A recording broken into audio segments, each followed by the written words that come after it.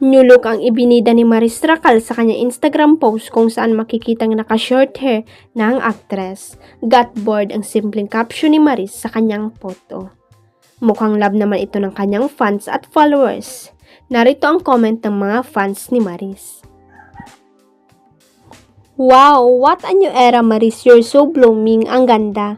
Maganda ka sa kahit anong anggulo. Pero meron din namang nag-wish na sana raw ay hindi ito totoo at wig lamang ito ni Maris. You look great but I like the old super gorgeous Maris. Comment naman ng isang netizen. Please tell me this is just a wig, sabi pa ng isa. Finally, nagsalita na si Mayor Javi Venetes ng Victorias City ng City of Negros na matagal na silang hiwalay ng aktres na si Sue Ramirez. Matatanda ang 3 beses isinulat ng bandera. Sa pamamagitan muna ng blind item hanggang sa pinangalanan na nilang sina Mayor Javi at Sue pero nanatiling tikom ang mga bibig nila kaya patuloy pa rin hindi naniniwala ang iba dahil wala namang pag-aming naganap. Recently ay muli na namang isinulat ng bandera na naghiwalay ang dalawa dahil na may nakausap silang taong malapit sa dalawa at nabanggit ng taong ito na kasi 5 years na sila sumatagal na tila dapat na magkahiwalay kasi nga matagal na at baka nagkasawaan na.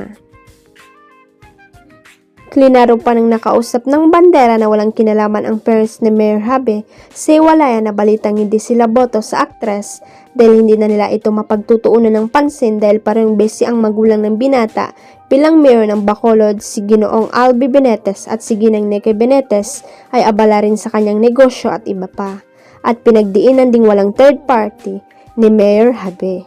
Anyway, kung hindi pa siguro nang viral ang kissing photo ni Sue at Dominic Roque sa Siargao kahapon, hindi pa siguro magsasalita si Mayor Javi kasi nga nakadikit ang pangalan niya pa rin sa dalaga at maraming netizen ang nagkomentong di ba jowa niya si Javi?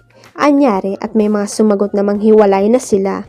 At para maging opisyal na kung ano man ang nanamamagitan kina Sue at Dominic ay naglabas na ng kanyang official statement si Mayor Javi na wala nga sila ng aktres sa pamamagitan ng legal counsel niyang si Attorney Giorgio Alonso na pinost sa kanyang Facebook account. Simula ng binata for the last 5 years as Inday Sue and Toto Javi, 2 Negrosanons from different worlds, we built a world of our own. It was full of love, dreams, laughter, and all the ups and downs in our relationship when you shared your life with someone. There was no outside forces, just 2 hearts finding their way together. At saka inaming 4 na buwan na silang hiwalay. 4 months have passed since our paths quietly and respectfully went their separate ways.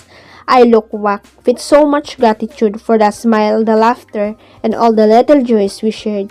Sue is a beautiful soul, a gem in the entertainment world, a true talent who showed me that love can both fierce and gently.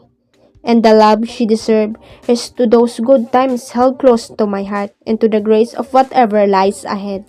I hope she continues to share her God-given talent with many more touching lives as she has touched mine.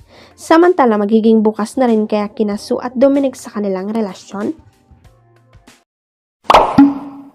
Huwag kalimutang i-click ang subscribe button at i-ring ang notification bell para sa latest at legit chika updates.